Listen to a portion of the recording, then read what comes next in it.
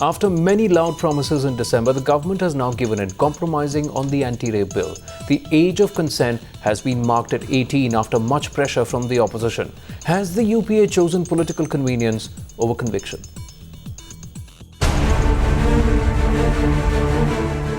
A promise was made to this nation, seething in anger in December, that tougher laws for crime against women will be made.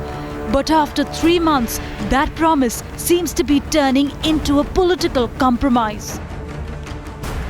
हम 18 साल as of consent हो इसके पक्षधर थे। सरकार ने वो बातें मान ली हैं और हम चाहते हैं कि ये बिल अब जल्द से जल्द पास हो।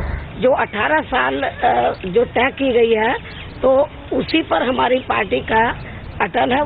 एक ऐसा कानून कल पेश कर सकेंगे जिस पर आम सहमति बन सकेगी और मेरा मानना है कि हम एक अच्छा कानून देश के सामने एक आध दिन में लाएंगे।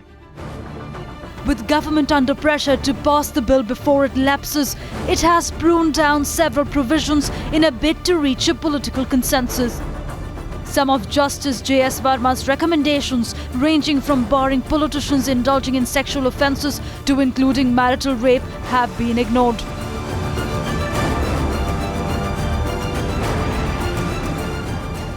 Every time when something starts getting delivered to women, something happens in interest of women, whether it is women's reservation bill, it is property rights to women, whatever, lack of political will, absolute insensitivity. This is what we are observing. And we are going to, in the year 2013, argue that marital rape should be given immunity. The bill proposed after the cabinet meet has been further diluted, with the age of consent fixed again on 18 years in today's all-party meet. And what's more shocking is that the onus to prove a case of voyeurism has been put on the victim.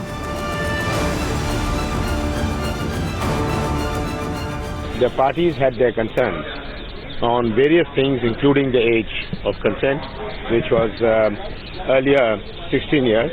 So we have agreed to raise the age of consent to 18 years.